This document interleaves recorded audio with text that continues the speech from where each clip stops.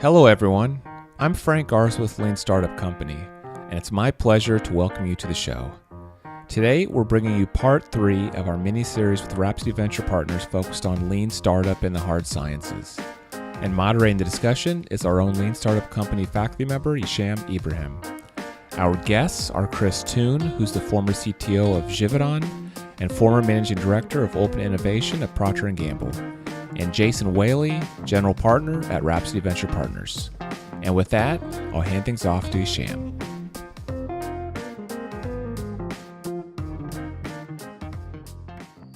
Hello, Chris and Jason. Hey, Hisham, how are you? Hi, Hisham. I'm well, thank you. Looking forward to our discussion today, Chris, and to learn from you and your professional journey. Which is actually where I'd like to start. If you can just spend a few minutes talking about or kind of walking us through your professional journey, that I think would be great and give us some awesome context for our conversation. Definitely. Hisham, first of all, thanks for the opportunity to talk about innovation and startups and big corporations, because that's essentially the 32 years in my professional life in one way or another. Have always had that as a touch point and have always had a lot of fun with it. So let me give a little bit some of the highlights. I'm a biochemist by training, originally from Belgium. And out of university, I started in a small biotech startup. And this was the mid-80s. It was a startup in the area of genetic engineering of agricultural crops. It was a time in Europe that genetic engineering and GMO were not yet witchwords, and it was still something that was really what people were looking for. Was doing genetic engineering on agricultural crops for potato, tomato, and tobacco, and it was around herbicide resistance and insect resistance. And it was a great transition from university into the professional life. And it was also a great way of really seeing how young companies can really work and how the power of teams and empower teams is really important, and how quickly you can achieve opportunities. That startup still exists. It's now part of Bayer Crop Science. It was Plant Genetic Systems. It's now incorporated in a big corporation, but it's great to see it has been successful through the years. After about 3 years, I like what I was doing, but the one thing that was in that startup was if you were good in doing something, you might be doing it for a long time. And at the age of 26, 27, for me, seeing a one linear line towards potential retirement was a little bit not what I was looking for. So I probably made the pendulum swing the whole other way and joined Procter Gamble, where essentially every 6 months you're on a new project, you're doing something different. They're stretching you as a scientist or potentially as a manager. And it's where I learned really a number of what I would call ambidexterities, how to really be a scientist, but at the same time also a manager, how to be able to ultimately not only work on the core business, but really work on innovation and innovation that is disruptive and is in adjacencies to continue to grow the pie of what the company P&G was standing for. And I had a great number of opportunities there that we can probably go in more detail later on, but areas around open innovation and how to think around not only your own internal R&D organization, which is a very formidable organization within P&G, but you can only do so much with 7,000, 8,000 PhDs. There's much more that the consumers are asking for in terms of new innovation, where you need to find the nuggets of those innovations outside of your own internal organizations. And that's where I learned how to really engage very strongly with startups, with other small, mid-size and larger companies, but really work in an open, collaborative way together to not only support the current business, but really create the future together in new areas. And a number of projects that we worked on was, for instance, Thai dry cleaners, which was really outside of the business model of P&G, and where essentially we were starting a franchise model. But it started ultimately first with a project that was internal, trying to see how we could do cleaning without water, which was very, very disruptive. And if we would be successful, could also obsolete Tide and all the laundry detergents as we know them today. So maybe something we can talk a little bit further about as well there.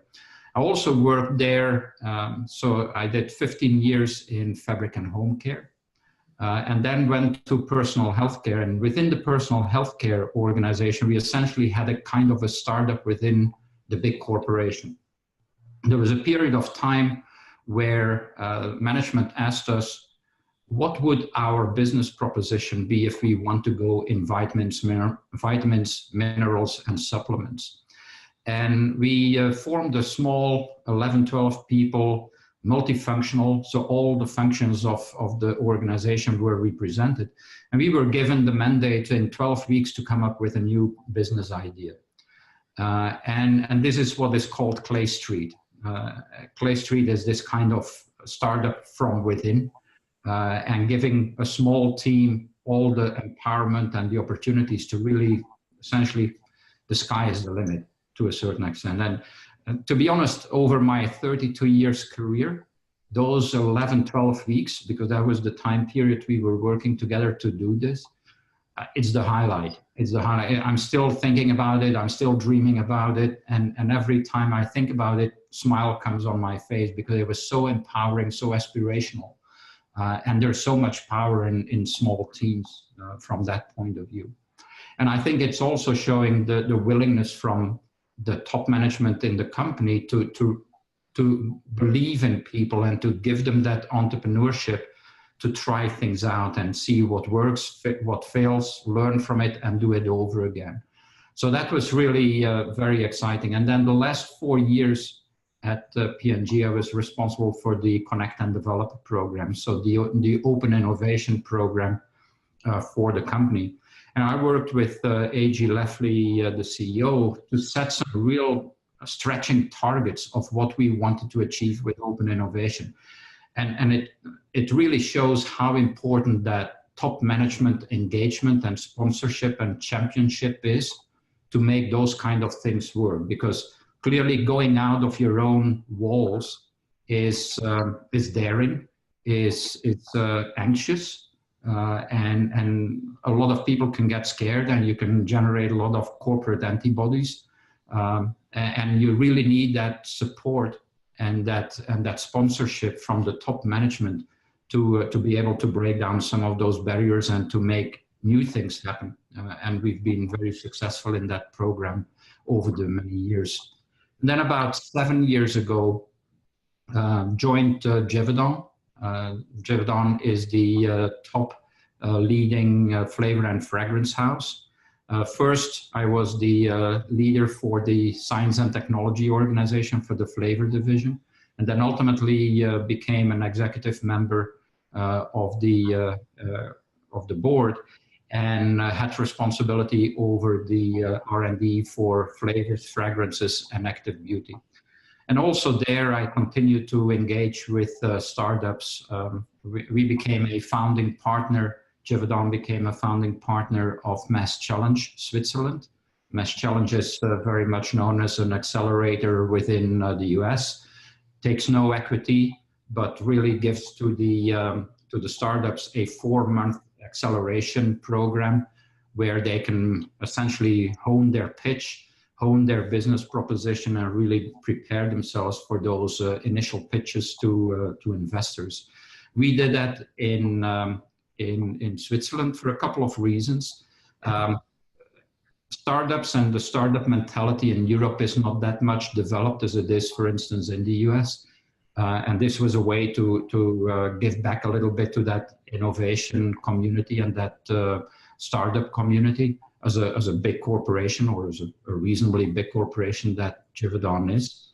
And also we were looking to really find stimuli for our own management within the company to think in a different way, because Givaudan being a Swiss company, we have our quite strict guidelines and processes, how things work and how projects move through the company. But we wanted to make sure that we continue to renovate and re-innovate and reinvigorate ourselves as well with new ideas. And that's why we wanted to link with the startup communities to get that stimulus and to get that boost of energy for our own management team to really see not only how to do your own job, but also how other people really develop novel ideas and novel propositions and how we could work together to bring those to the market. So, and since end of August, I'm now retired or semi-retired, and certainly giving back to the communities, startup communities in Columbus, Ohio, in Wilmington, North Carolina, because really that interaction with the startups and that feeling that energy and that passion and the sky is the limit, everything is possible, and not being afraid to fail is keeping me young. So even as I start aging, that's my rejuvenation course. No, Chris, I think your retirement is coming through in your relaxed demeanor. So it's serving you well. Wow, what an amazing career. There's a lot that you said that I want to dig into, from the concept of ambidextrous leaders, yep, to open innovation and large companies working with startups, and vice versa, to your dream 12 weeks at P&G. Let's start with this notion of being ambidextrous, because it resonates with me, because it's a big challenge and problem, isn't it, for leaders at big companies who are held accountable by their shareholders and their boards to deliver on the core business. Absolutely. This quarter, this fiscal year, while at the same time, even if they have the right mindset and have the intellectual understanding that they have to renew the business and create new markets and innovate, they struggle to do that. So can you talk about this and how you saw it work, how you saw good ambidextrous leaders do this, and what works and what doesn't work, what frameworks they used? Yeah, no, definitely. And you're absolutely right. It's ambidexterity, even for handwriting, is not that simple. There are not that many people that are really ambidextrous in terms of handwriting. Right? So, and the same holds true to a certain extent also in the business world, in terms of trying to maintain that balance between, on the one side, being extremely good in managing your existing business and your core business, and essentially all the activities that keep the lights on in the company at this point in time, but at the same time making sure that you continue to be fresh and continue to innovate for what the consumers are needing in the future. Because one thing's for sure, change is upon us faster and faster, and there's a lot of risk involved in a way with change, and therefore how do you manage that? And the one problem I see in terms of focusing on the core business, and your statement was absolutely right, the core business, and especially when you're in a publicly traded company, it's about making the numbers this quarter, making the numbers this half year, making the numbers for the fiscal year, and that by itself, that focus takes away the tolerance for risk, right? Because you want to have everything pre-planned and you want to make the numbers or exceed the numbers. But therefore, it's about execution. It's not about learning, it's about execution. Execution with excellence, on target, on price, on quality, on quantity, so that your customers are not getting disappointed, right? And that's important, absolutely. But that drives certain behaviors of management. It's essentially a general management approach with very strict key performance indicators, which are normally around sales, profit margins, all of those type of things. It's running with a big governance system on top of it. Management wants to check on these things with management, and essentially also everything slows down to a certain extent. You do evolutionary innovation, but you're not really pushing the boundaries, because then you're starting to risk the business again, right? But at the same time, you need to be able to innovate beyond your core, because the core, and especially in an area, and both P&G is in that field as well as Givaudan, it's a saturated market, right? It's fighting for that 1% extra market share costs an enormous amount of money and an enormous amount of resources. So you have to think in a different way of how to build beyond your core into other areas where you have a right to succeed as a company. And you also have to think around, is there someone out there that's trying to obsolete the way we're doing the business today, right? And if you have an organization that's big enough, the best way to do that is to have two pieces in the organization, that ambidexterity. On the one side, your right hand that's taking care of the core business, and have an organization that's very much set up in functions and where everyone knows how to run through the process and everything is driven by KPIs. But at the same time, you need to have a part of your organization that can also think freely, in a way, beyond the boundaries, and can be in a more exploratory, experimental way, and where failure is an option. On the core business, failure is almost not an option. You want to really de-risk everything as much as possible, because you want to make those numbers, and the financial analysts are expecting you to make the numbers, because if you don't, we've seen over the past couple of days as well with Apple and even with Amazon, if some of the numbers aren't made, you can quickly lose 20% of your value as a company. No one wants to take that risk.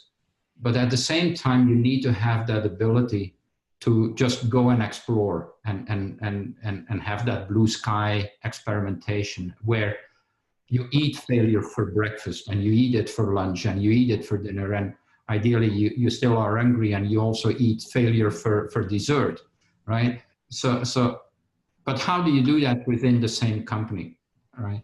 And I've seen, and I've worked in both types of organizations, where on the one side we say to people, look, 80% of your time you focus on the core business, and 20% of your time you can do some broad brainstorming, freewheeling, those kind of things.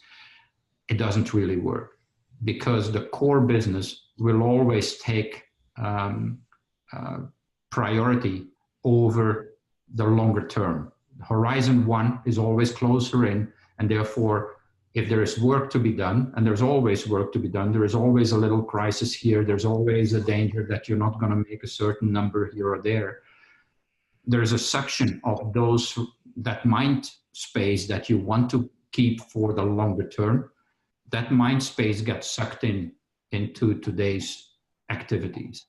So the way that I've seen it work is that you're able to secure a part of your organization with people that can think unlimited, can work unlimited, work more in this kind of multifunctional team setup, a kind of a startup within the company, and is being protected to do that kind of work, protected from a resource point of view, so that they can really dedicate their time on it and are not being distracted and being pulled back into the current business. They're also protected with a budget by itself that is, even if the mothership is burning in a way, they can still continue the activities they need to do. Someone else will take care of the firefighting. And where you have a management that is willing to give people that freedom, that flexibility, and is willing to protect them against some of the other antibodies that might otherwise get generated within the company. With this group of corporate entrepreneurs that you're describing, what is the organizational structure? Do they ladder up to the same core business leaders, or is it a separate leadership? So are we asking the core business leaders to be ambidextrous in this scenario where they're leading core teams and entrepreneurial teams? We've had both, and I think both can work, but it's really the kind of leader, and you need to be able to feel comfortable to work across both sides of the chasm as a leader. If you're not, then it's better to let it sit by a separate leader who really is great at it. At P&G, for instance, we had both a business unit, startup kind of small groups, and they were reporting into essentially the president of the business unit. But we also had what was called FutureWorks. And FutureWorks was a separate organization that was going beyond the existing business unit. It was just looking at other types of new opportunities that could either end up in a business unit or could become a new business unit going forward. And they were reporting essentially directly to the CEO. So you had both kind of situations. And how have you seen the integration work or a bridge built between the two organizations? Because this is something that we struggled with for a while I was at Intuit until we figured it out. And I've seen it in a lot of companies also fail when there's a separate entrepreneurial organization that has its own budget, its own leadership, and they have the freedom. And no matter how good the work that they do is, and even if they end up with a very well-validated idea, when they go back to then talk to the business about commercializing it, the core business groups don't want to hear about it because it's not theirs and it's not on their roadmap, or it's not aligned with their direction or what have you. What have you seen work to make sure that these entrepreneurial groups' work is aligned with the business and that the right bridges are being built? I think there's a couple of things that is important. One is early engagement of those other business leaders. Even though they don't have anything to do with it, they want to stay in the loop. They want to know what's happening. They want to know where those other exploratory activities are happening and are taking place. And one way you can do that is by setting up a kind of, we called it the Corporate Innovation Fund Board. And it was a group that had the oversight on that separate budget that was being used, but they came from the different business units. So they had their say in where should these teams explore, how much money should they get to the next milestone, what would have to be true to give them more money, right? And being in those discussions allowed them to be part of the entity in a way, versus just feeling left out and then starting to create negative feelings and everything, and essentially, no matter how good the idea might be, come up with all the reasons why it should not work and why it shouldn't be something for the company. So I think bringing the other leaders in without them having a responsibility, but making them aware of what is there, I think is very important. The other thing I think then also is to do two other things. One is when certain things fail in that new field in Horizon 2 and Horizon 3, is to have a good system where you talk about what were the learnings and be very open on the learnings and the failures. Don't try to push the failures under the carpet, but really use it as a learning experience and helping the broader organization also to see that it's okay to fail as long as you learn from it. And for me, fail is not a verb. Fail is an acronym, which stands for first attempt in learning, right? And who doesn't want to have a first attempt in learning? And if with those learnings you can do your job better afterwards, so much the better, right?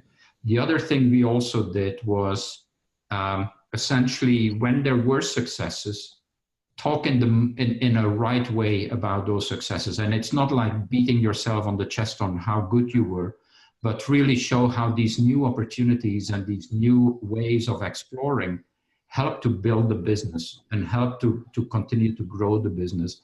And I think that's important as well, because ultimately, I think an organization is always a kind of a flock of sheep, right? And everyone wants to have success. And if you can show the lead sheep what success they've had, then everyone starts to move ultimately towards that kind of an approach and that kind of a way of doing the business. So I think it's also helping the current leaders to start thinking, even within the current business, can we take on some of these approaches in not necessarily to the same extent or to the same magnitude, but try a couple of those different approaches and set up some small multifunctional teams versus just staying within the normal functions. So I think helping to make it ultimately contagious, but in a positive way contagious, I think is the way to bring all the opportunities together.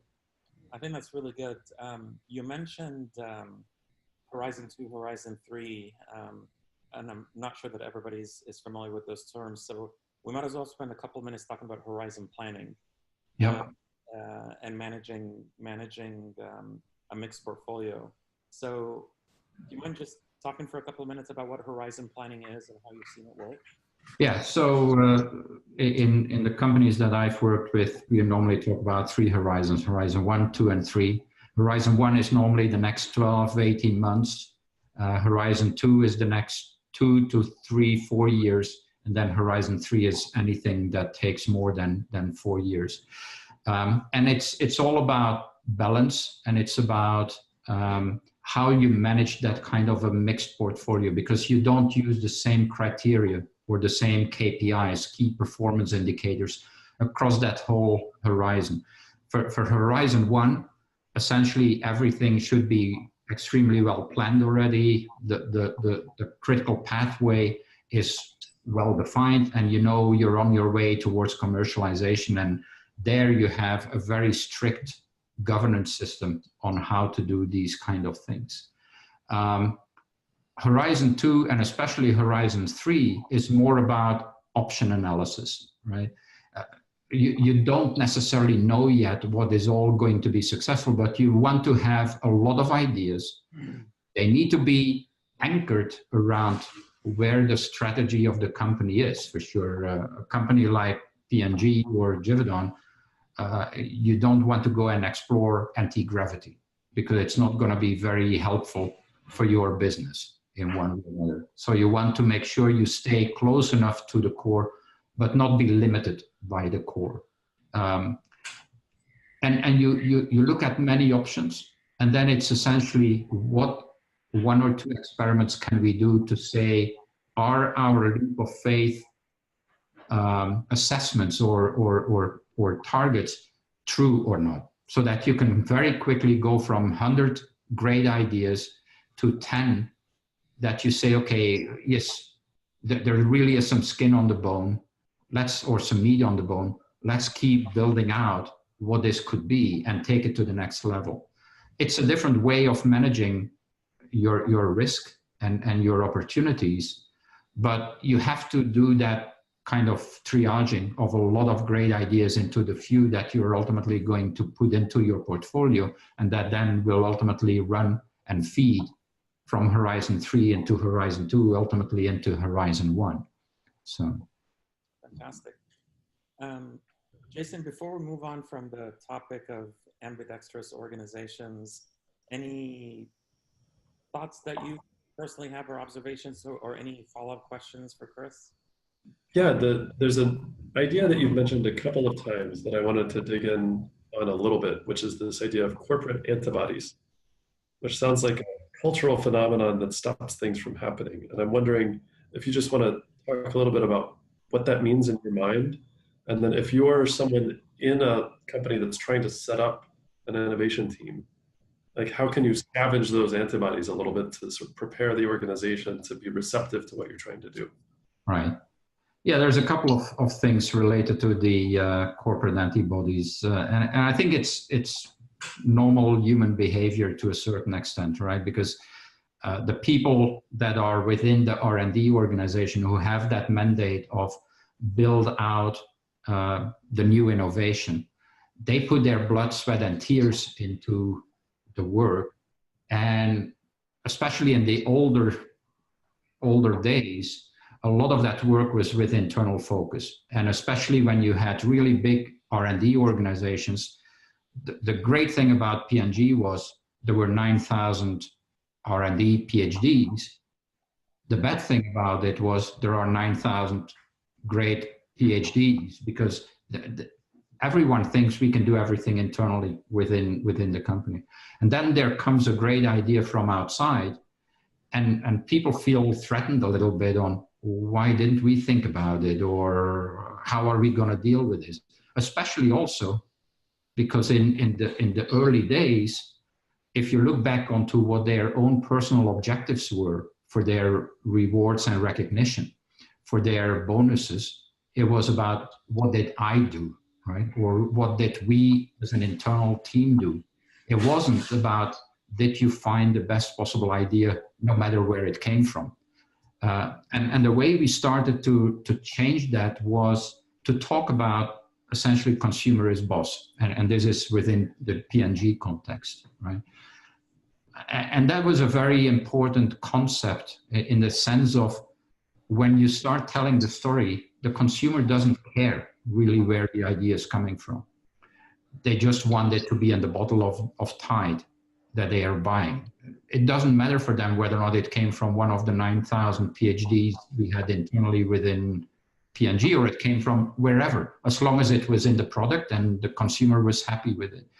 So that's how we started to talk about proudly found elsewhere, we applied with pride, right? So it was no longer about, did I do it myself, but it was, where did we find it, and was I helpful in making it successful? Can I see somewhere my fingerprints on this, not to claim it's mine, but to, as an enabler, to make it successful in the market together with the external partner, the startup or another company. So it's really a lot about mindset, ultimately, making it not a threat, but making it an opportunity.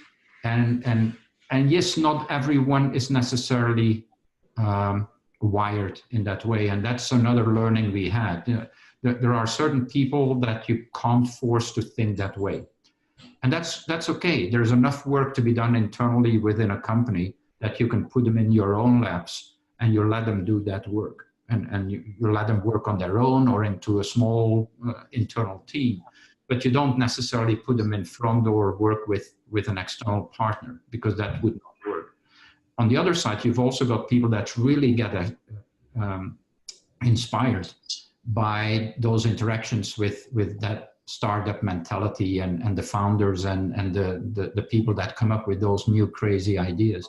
So you have to think around, who do you place in which kind of an environment, but then certainly also make sure the right reward system is there. Great. It sounds like in order to drive that sort of mindset change, I remember when you were describing the Connect to Develop program at P&G, you talked about working directly with Art Lafley. And it does seem like if you're going to try to change the mindset of a large organization, you need some buy-in and perhaps push from very senior levels. Absolutely, and ideally the CEO, right? It all starts from the top, and it's the CEO, and it's really about leading by example. So what he did was, he was not only personally involved in setting that target, which was 50% of all the new introductions that P&G would have a external component, have a nugget that we found through our Connect and Develop program. So that, and when he set that goal, we were at about, I think, if I recall well, 13% or something like that. So it was really a stretching target, and it was set on purpose that high to say, look, we can't just do it by doing what we are doing today, just a little better. that's not going to work. We really have to find a different way of engaging with partners, with the external world, because doing it the old way and just doing it a little bit better is not going to get us from 13 to 50. It may get us from 13 to 17, but that's not going to be sufficient. So he was very instrumental to set that stretching target. And then also what he continued to do once that target was set was, in all his meetings, and I wasn't necessarily present in all, but I heard about it, was he continuously asked, what are you doing on Connect and Develop? When a new project or a new area was brought to him, he was saying, and did you check outside? What are others doing? Can someone help us? So he had that ongoing question in every meeting, and therefore it became an expectation, right? So his subordinates, his managers that were going to update him on their programs, their business unit, knew over time he was going to ask. And therefore it trickled down into the organization, because they wanted them to make sure they had an answer and they had some new ideas. So they asked their organization, what are you doing in open innovation? So it starts from the top. Now, it doesn't mean the bottom is just sitting there and waiting. I think you need to give the bottom also the opportunities to find these novel ideas and these startups on the outside, because you never know where the biggest idea is going to come from. And therefore, I think you need to let both play. But it's important that there's empowerment coming from the top and engagement coming from the top and enablement of the bottom to come up with new ideas themselves as well. I think that's a huge distinction that you just made between leading by example, actually walking the walk, and executive leadership, just talking the talk and giving lip service. And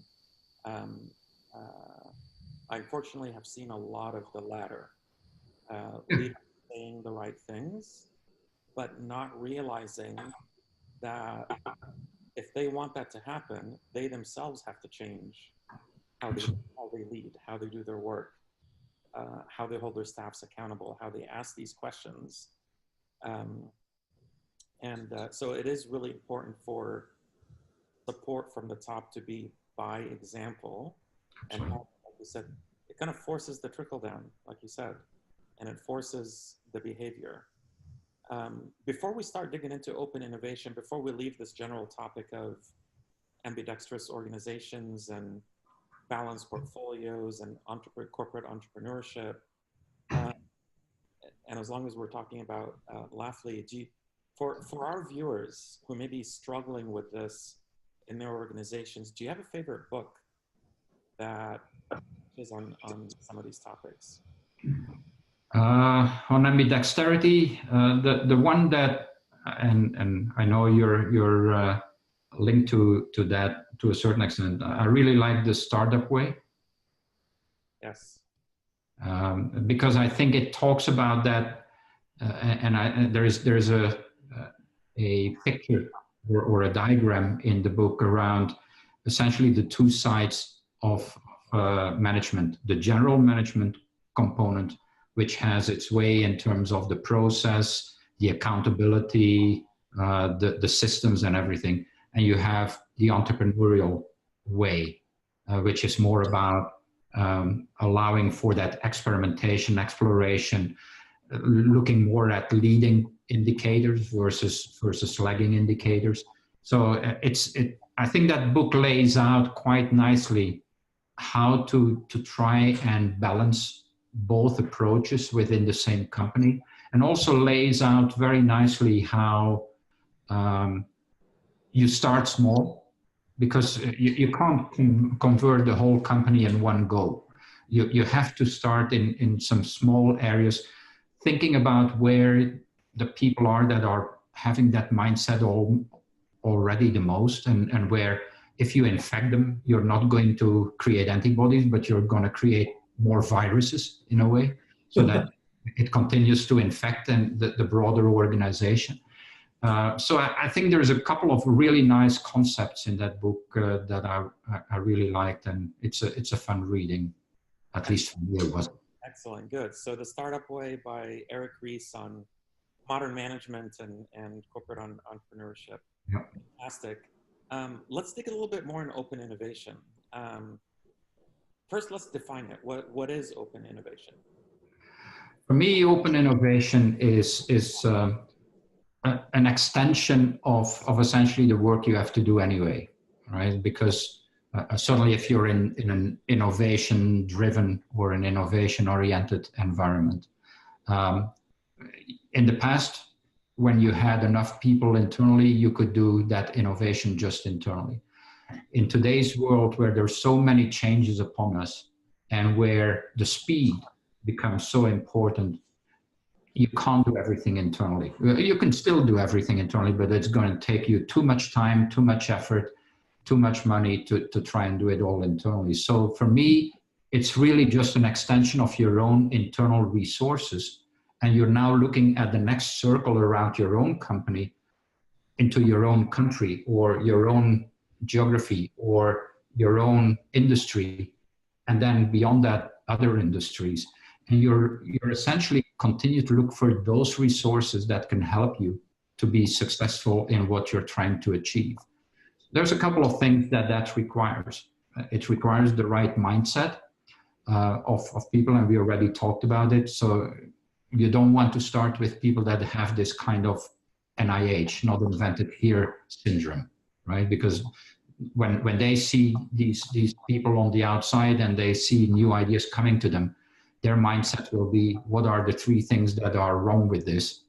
Why this would not be successful? Versus someone who has the right mindset looks at, what are the 1 or 2 things I can do to make this successful? And it's very little differences, but it makes a very strong difference to your partners you're working with. The second thing that it requires is focus. Because there's so many great ideas on the outside, you need to find a way to anchor yourself to a lighthouse, which says, look, this is what we as a company would stand for, not only today, but 3 years from now, 5 years from now, 10 years from now. And how could some of those opportunities from open innovation help us to build those ideas further? So for me, it's an enabler. It's an absolutely must. I don't think anyone can still do things internally because it's about, in the past it was, and I think it's a quote of Rupert Murdoch, in the past it was the big companies eating the small, right? Nowadays, it's the fast eating the slow. And how can you as an organization become fast? Is through open innovation, in my mind. Because if you would do it all internally in the old way of doing the work, yes, ultimately you may get there, but the opportunity will be gone already. By then, someone else will have done it. By then, the opportunity has passed and something new has come up. So for me, the best way of dealing with that change, dealing with that speed, that agility, is through open innovation and find opportunities, not only internally, but also externally. Let's talk, I think this is what you just described is great conceptually. Let's talk more tactically how you've seen the model work, because I want to address some of the concerns of the naysayers or the people who are skeptical about it or nervous about it, who might say, well, we're going to get into, like, legal departments probably throw up their hands and say, well, no, there's going to be IP issues and this and that. So kind of on the ground, how have you seen this model work pragmatically so that it's a win-win for both parties? Yeah, no, it's a great question, and I'll use the example of Thai dry cleaners as a way to talk about it, because yes, there are indeed those potential constraints if you think about it in the traditional corporate way. And I'll go a couple of steps back before the Thai dry cleaners. This was a project that essentially was originated within the fabric and home care division of P&G. And it started with a question of Nabil Sakab, who was the vice president of R&D for the home fabric and home care organization at that point in time, and I was reporting to him. And he and I were in a discussion, and it was around water. Just for your awareness, within the whole washing process, there's a lot of water that goes through the washing machine and goes down the drain. So it's not necessarily the most sustainable way of water use. Also, the heating cycle of that water that's in the washing machine, or the preheating of the water when you get warm water in directly into your washing machine, is the biggest energy consumption driver within a house. So what are ways that you can essentially reduce that impact of water on the washing process? That was the starting point. And we started to brainstorm first internally, and it was like, well, maybe we can do it without water, and we just pulse air on the garments, and hopefully that shakes off the stains. Now, very quickly we did an experiment. What we did was we set on the side two people that were very, very creative. We're a little bit renegades in the organization, but we allowed them to just work on their own. We let them rent a garage outside of the corporate offices. The reason we did was they had to modify the washing machine to be able to just have air pulses in there. And if we would do that within our own confined spaces within the company, and we would put them in our internal corporate laundries, the process you would have to go through to make that change was multiple months to try and make that happen. So we said, look, we're going to do this in a different way. Yes, we're going to be safe. We don't want to kill our own employees or harm our own employees, but we don't necessarily have to go through the traditional corporate treadmill to make this happen. So we let them rent that garage. They were playing and modifying the washing machine there. Ultimately, air didn't work. Then we said, okay, what else could be there? And then we brought in a couple more people that were looking into alternative solvents for washing. And we ended up with dry cleaning. Dry cleaning at that point in time was all still around perchloroethylene, which is a very chlorinated solvent, not very safe for dry cleaning and things like that. So we said, no, we're not going to use that. Certainly not if we would want to bring that in the house. That's not going to work. So we looked with a couple of people out of our information technology group. What are people doing? What other types of solvents are being looked at? And we came to a company in Kansas City, Green Earth, who had developed a more earth-friendly, environmentally friendly solvent based on silicones. And we said, okay, now we found it. We started a collaboration with them. Yes, indeed, we had to think through who's going to own what on the IP, because this was a completely new field, so very green field in terms of potential patentability and those ideas. But we said, look, what's most important is not who owns the technology, but who has control over the technology. And again, a very small change in your mindset of, do I need to actually own the patents? Does my name need to be on there? Or is it sufficient that for house application, home application, I have exclusivity on that IP? And that's how we got through that kind of an IP challenge, where our lawyers were happy because, yes, P&G was still in control. They were happy because they ultimately owned the IP, they being the partner. And then a long story short, we tried to do this in the house. Very quickly, we realized as we were making the modifications on the washing machine that this was going to be way too expensive. As a washing machine, people are never going to buy that in large quantities. This was always going to be a very small opportunity. But then we essentially pivoted and said, but today in dry cleaning, people are using PERC, right? And where are those dry cleaners? They're in a little strip mall here and there. They all look very shabby in a way. Why don't we think around a Tide dry cleaner? Because Tide has a enormous loyalty base. People really trust Tide, even to the extent we did this is a site, we did an experiment once. Well, not Tide could be a good partner kind of company, right? Like Match.com, finding a partner in life. And it had a higher probability of being successful than Match.com, just because people trust Tide so much as a name. But therefore we put the credibility of the Tide name, a great novel green solvent, and a opportunity for franchising.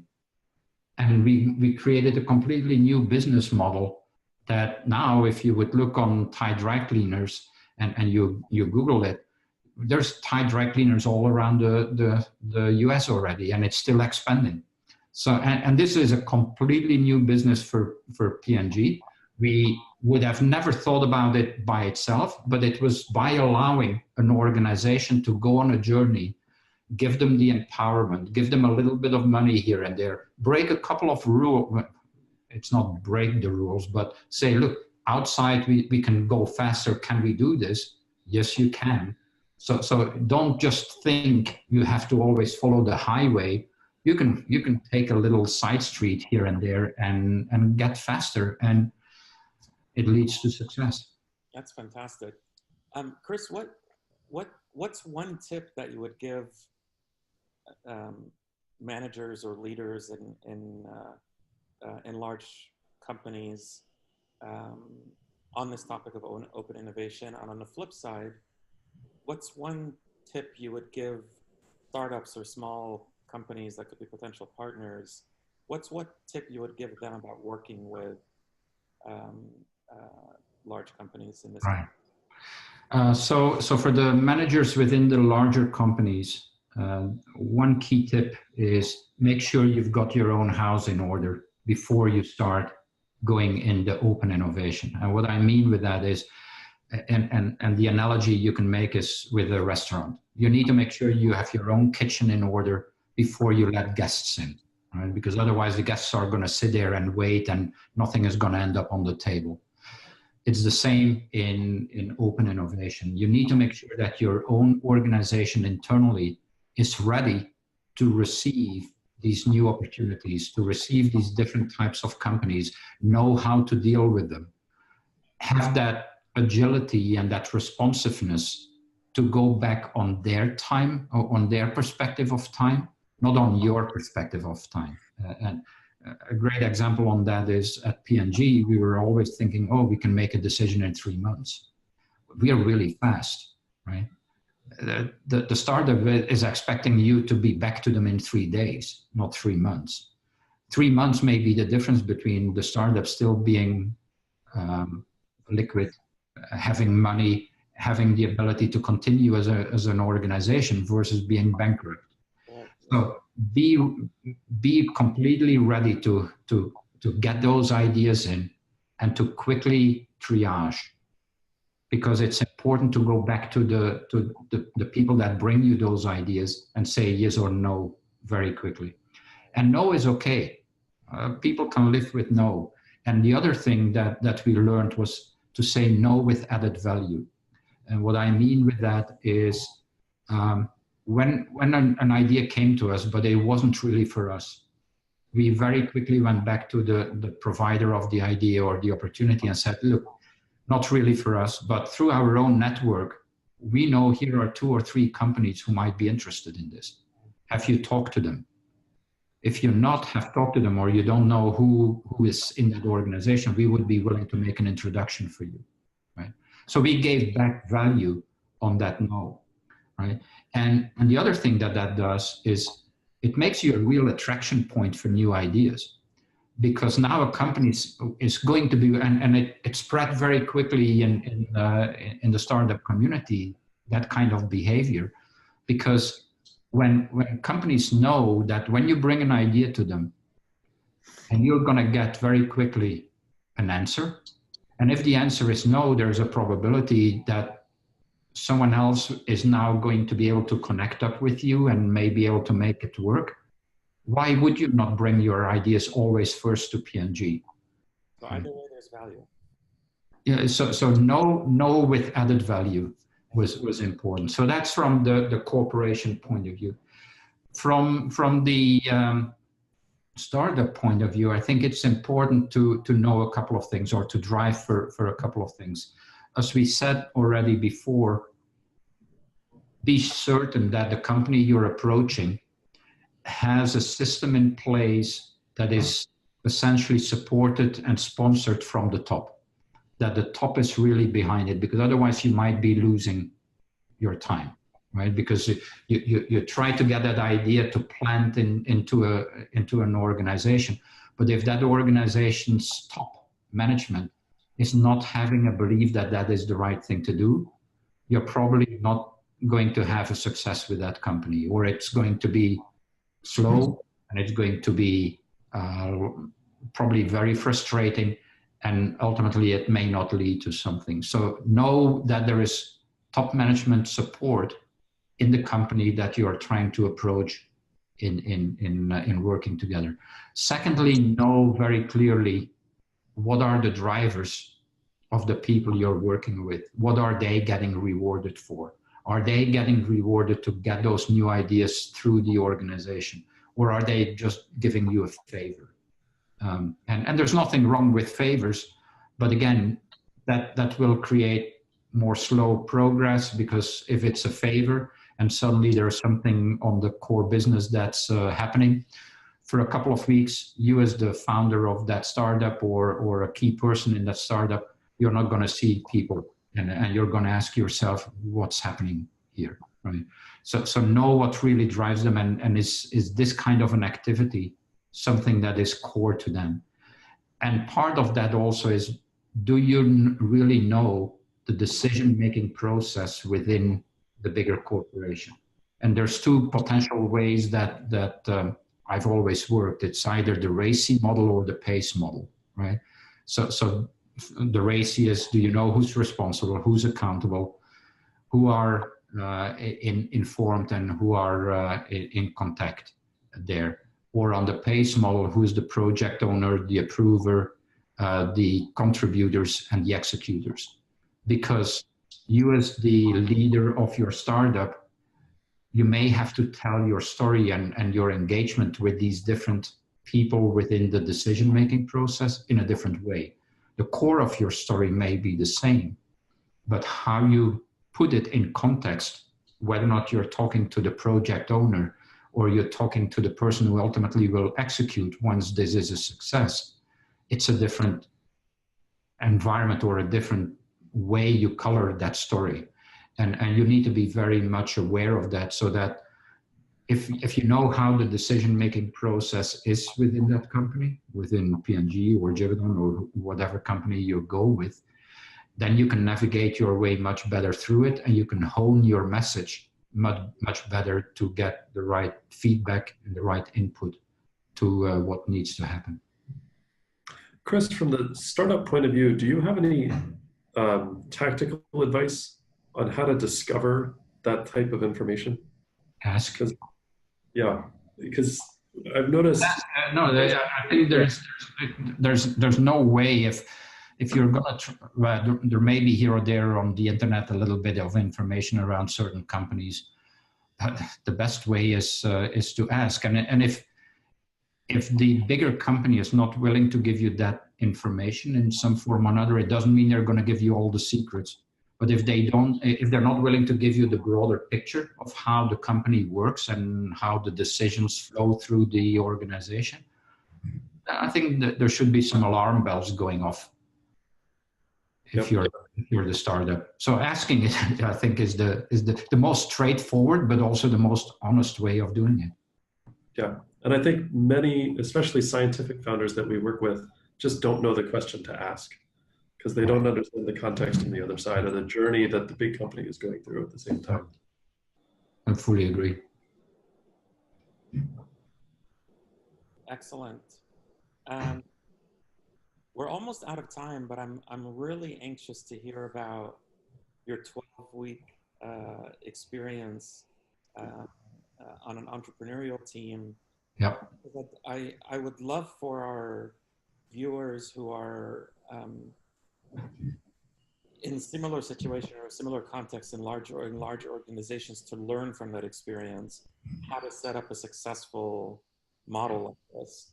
And since you enjoyed it so much, that sounds like you're so fond of the memory, it must have been set up rather well. So walk us through that experience. What was it like?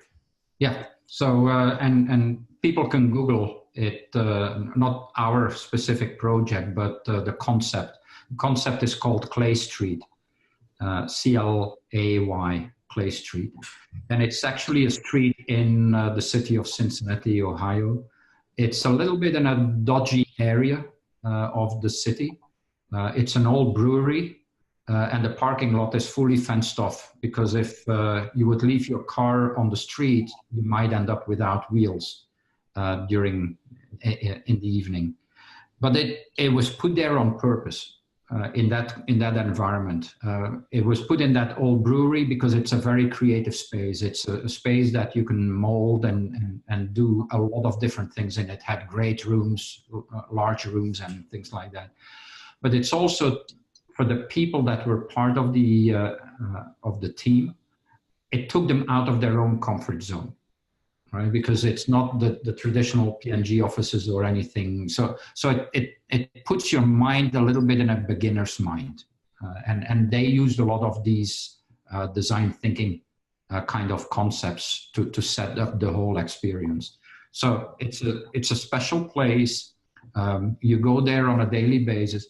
It was a team of 12 people and all the functions were represented: finance, R&D, marketing, branding, engineering, all the functions were there.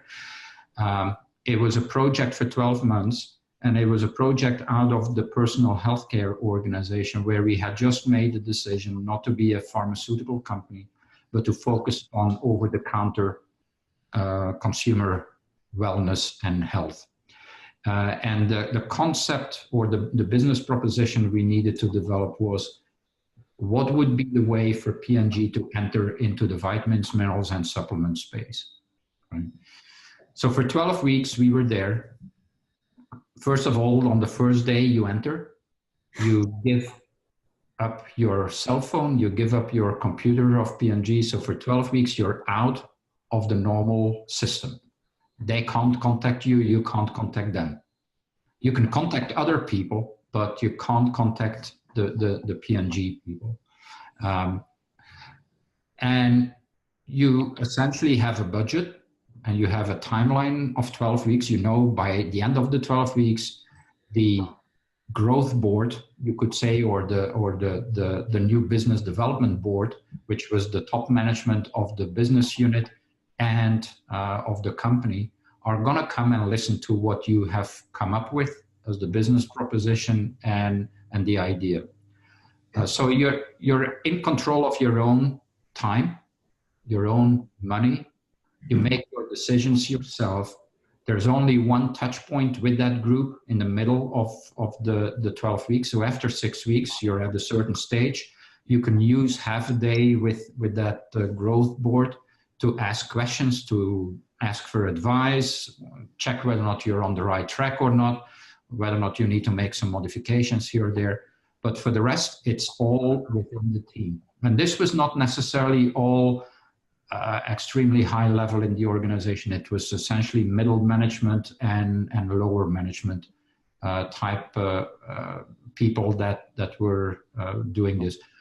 But the power of such a small team being by itself from essentially 6, 7 in the morning till 10, 11 at night, because we didn't stick with the normal traditional P&G hours. We knew we had to finish everything. And if we were done it in 10 weeks, that was great, but we certainly didn't want to not have something.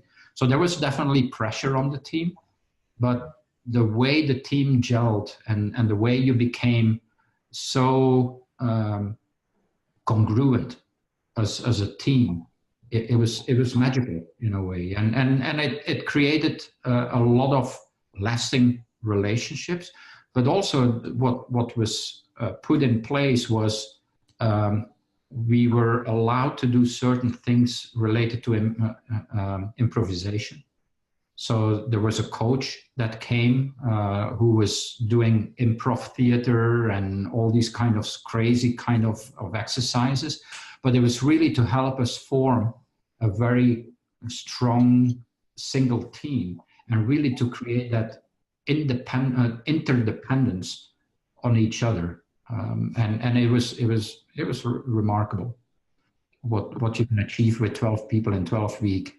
And not a real big budget, but an okay budget. And we even had money left, but we were in total control. No questions asked. I was going to ask you about coaching. You mentioned coaching. Did you have a coach or a facilitator that taught you or taught the team or guided the team, for example, on how to form experiments or how to talk to customers, things like that?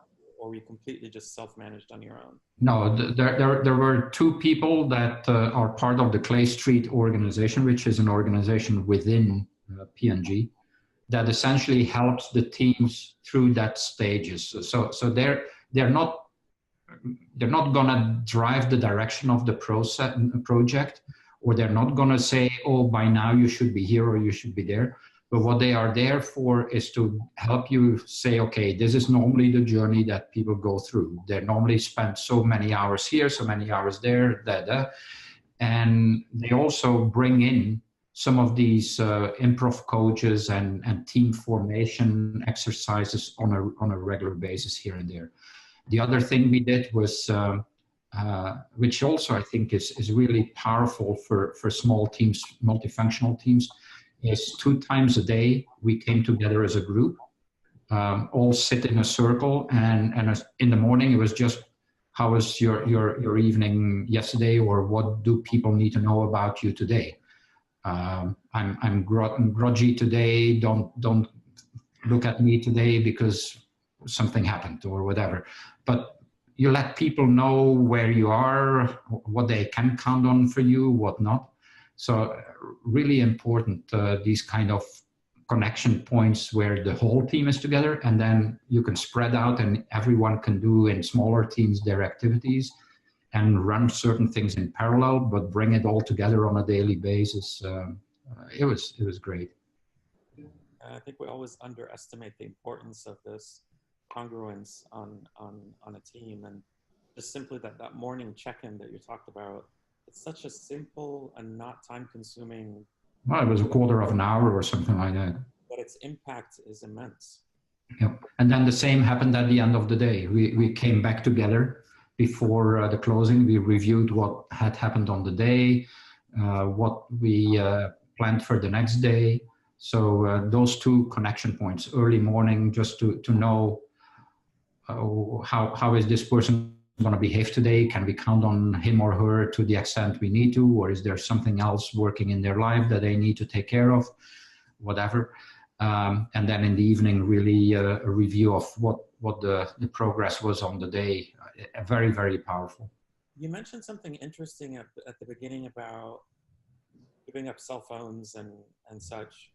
I understand a bit about nobody in the company can contact anybody on the team.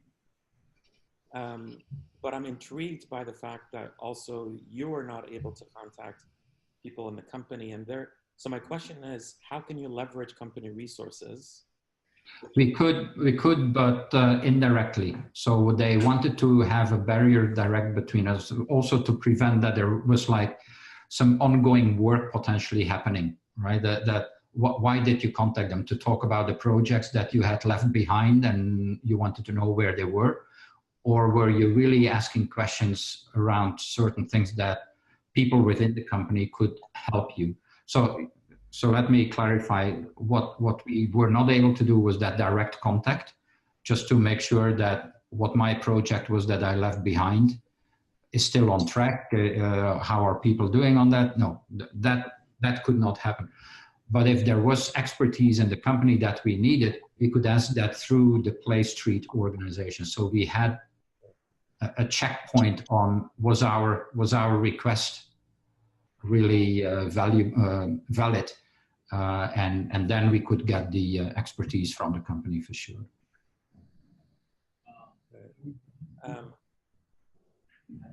what's the main thing that you learned from this experience?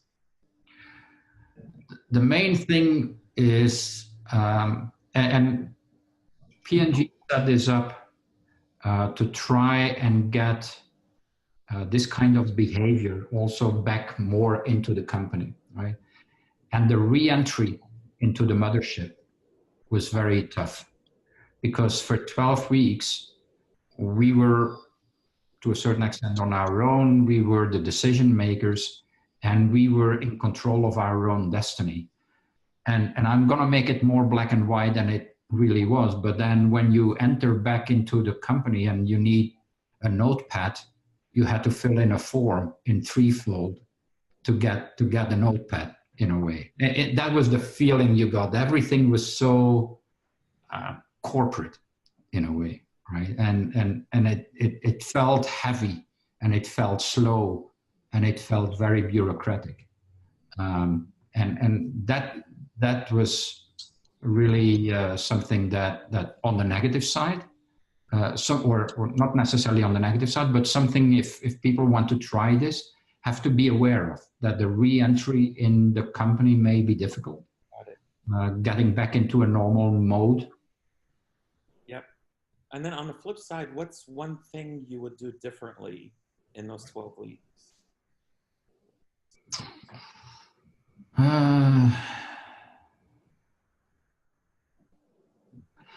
The one thing I think that we didn't do enough, and that I would definitely go even more on, and P&G is already strong in this area, but I think we could have done more, is consumer centricity. So we had the ability to go and test with consumers minimum viable product and test certain leap of faith parameters. But I think we too quickly thought we knew what they were telling us, or we listened to what we wanted to hear, probably a little bit more, is to maintain that blank sheet, keep that open mind, that alienize beginner's mind a little longer, because I think we missed a couple of key points, which over time were incorporated into the project, but we could have picked them up earlier if we would have listened more and longer. And uncumbered listening. That's very good advice to anybody doing this kind of work. Fantastic. You know, we're quite a bit over time. I can sit here and talk to you for hours more, Chris. We can do another session if you want. We might need to do that. Jason, before we wrap up, you always have some good final words of wisdom, tying things together. So anything you'd like to close with? Yeah, I think, you know, I'm always thinking of things from the point of view of the entrepreneurs trying to engage and partner with big companies. You know, at Rhapsody, we always advise founders to try to partner with big companies early on, especially if they have a scientific innovation where the channels to market are complex. And I think it's really helpful to hear what it's like on the other side of the fence, because if you have been spending the last 7 years of your life completing a PhD at a technical university, trying to imagine what life is like for the executive at Procter Gamble that you're negotiating with, who's been at P&G for 20 years, that's a big leap. Yeah. So it's very helpful to hear, you know, the challenges that they face, the types of things they're measured against, and even how they might be going through a journey to change their own mindset from the core business to the innovation. So I think it's really useful to hear the way you talk about it, not only for leaders that are trying to emulate what you've done in your career, or companies that are trying to achieve the same thing you did at P&G, but for entrepreneurs trying to partner with those big companies. It can save people a lot of time to be able to empathize with the decision makers on the other side. Yeah, and I think that empathy is very important. And one thing, and it's not something we did necessarily, but it might be a very interesting concept to follow for the future, is have a kind of an internal translator, right? So someone who may not necessarily be linked to the project or to the relationship directly, but someone within the big corporation who knows how to work with startups, who can be that translator for the PhD, the person who just finished their PhD and doesn't really understand how that big company is working, and where that translator, that champion, internal champion for the startup, can be this kind of, oh, this is the way it works, and this is what you can expect, and who translates PhD speak into corporate speak to a certain extent, or startup speak into corporate speak, and vice versa, right? Yep. I call that person Virgil. So in Dante's Inferno, Dante's tour guide through hell is Virgil. Yep. So whenever we go into a big company, we like, okay, we have to find Virgil, and that's going to help us navigate where we're going. Absolutely. Yeah. This would make, I think, for a really great future episode, if maybe, you know, Chris, we can have you again, but we can also have, you know, maybe an entrepreneur or a startup founder, maybe the company, the green company that you're working with. Yeah, Green Earth. And have Green Earth on and talk about the journey that you guys went through together from both perspectives. Yeah, absolutely. Great idea. Well, thank you very, very much, Chris. I really, really appreciate it. I think we all learned a lot from the experiences that you shared with us today. And thank you, Jason, very much. And it's almost Thanksgiving, so happy Thanksgiving to the both of you. I hope you enjoy a wonderful holiday. Same for you.